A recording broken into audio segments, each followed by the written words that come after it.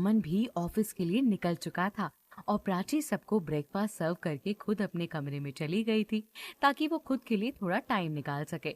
अमन की मम्मी भी अपने कमरे में ही बैठी हुई थी। तभी बुआ जी उनके कमरे में आए। बुआ जी को देखकर अमन की मम्मी ने जल्दी से अपने सर पर पल्लू किया। बुआ जी अमन की मम्मी को देखकर बोली, ठीक है, रहने दो। आइए बुआ जी। अमन की मम्मी ने बुआ जी को अंदर आने के लिए कहा तो वो सोफे पर आकर बैठ गई और अमन की मम्मी को ध्यान से देखकर बोली, मैं कुछ सोच रही थी। हाँ बोलिए ना, आप क्या सोच रही थी? मैं सोच रही थी कि आज शाम को सत्यनारायण की पूजा रख लूं। आज पूजा? ठीक है बुआ जी, आप कहते हैं तो रख लेते हैं। पंडित जी को फोन करना है और बाकी सारी तैयारियां मैं और ममता मिलके कर लेते हैं। हाँ ठीक है, तुम एक काम करो, पंडित जी को बुला लो, क्योंकि मैं चाह रही थी कि सत्यनारायण की पूजा कर लो।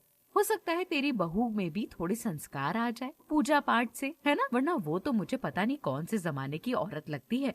जी बुआ जी, अमन की मम्मी ने जवाब दिया और फिर जल्दी से अपना फोन उठाकर पंडित जी को फोन करने लगी।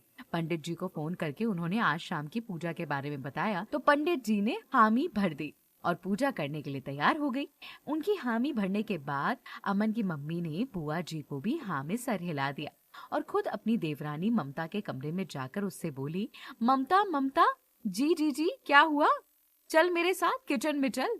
क्यों? अमन की चाची ममता ने ऐसे ही सवाल किया। बुआ जी कह रही थी कि आज शाम को सत्यनारायण की पूजा रखेंगे। मैंने पंडित जी को बुला लिया है, तो मेरे साथ पूजा का सामान बनवा लो। ठीक है बुआ जी, आप चलिए, मैं आती हूँ। अमन की चाची ममता ने जवाब दिया तो अमन की मम्मी वहाँ से सीधा किचन की ओर बढ़ गई और अमन की चाची खुद में बड़बड़ाने लगी। क्या आफत है, बहू के आ जाने के बाद भी चैन नहीं है, 2 मिनट तक आराम भी नहीं करने देती। जीजी, और अब तो बुआ जी को भी बुला लिया है इन्होंने, तो नाक में दम कर रखा है। क्या कर सकती हूँ मैं? मरना तो मुझे ही पड़ता है इस घर में। अमन की चाची की बड़बड़ाहट अमन के चाचा राजेश काफी टाइम तक सुनते रहे। फिर वो अमन की चाची ममता को टोकते हुए बोले, क्या हुआ? क्यों बड़बड़ा रही हो इतना? आप तो चुप ही रहो, आपसे तो कुछ कहना ही बेकार है। आप अपने मन के हैं। अब क्या किया मैंने? कितने दिनों से कह रही हूँ कि हमारे नए वाले प्लॉट पर घर बनवा लो, हम वहीं अलग रहेंगे। मुझे नहीं रहना यहाँ पर इन सब के साथ। कैसी बात कर रही हो ममता? हम अलग रहेंगे? हमारे बच्चे, हमारे तो 2 ही तो बच्चे हैं, अमन और रीमा। हमने इन दोनों में कभी कोई फर्क नहीं किया है। और अमन अमन तो रीमा को अपनी सगी बहन से भी ज्यादा प्यार करता है और तुम अलग रहने की बात कर रही हो। कहाँ से आते हैं ये फालतू विचार तुम्हारे दिमाग में? कौन डालता है ये सारी चीजें तुम्हारे दिमाग में? आपसे तो कुछ कहना ही बेकार है। आप अपना काम करो, मैं अपना काम करती हूँ।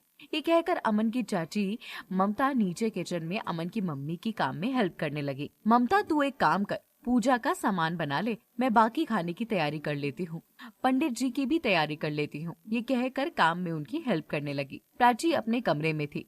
उन्हें इन सारी चीजों की कोई इन्फॉर्मेशन नहीं थी। उसे पता ही नहीं था कि आज घर में सत्यनारायण की पूजा है, इसलिए उसने सोचा आज थोड़ा अमन के साथ शॉपिंग पर हो आओ।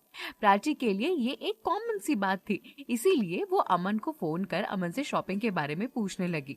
हेलो अमन। हाँ प्राची, बोलो, क्यों कॉल किया? अमन, मैं सोच रही थी कि आज मैं शॉपिंग पर हो आऊं।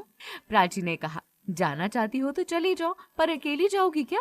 अकेली क्यों, आप तो है ना आपके साथ में। मुझे तो टाइम नहीं है, तुम खुद चली जाओ, अमन ने कहा तो प्राची कुछ सोचते हुए बोली, ठीक है, मैं अकेले चली जाती हूँ। इतना कहकर फोन रख दिया।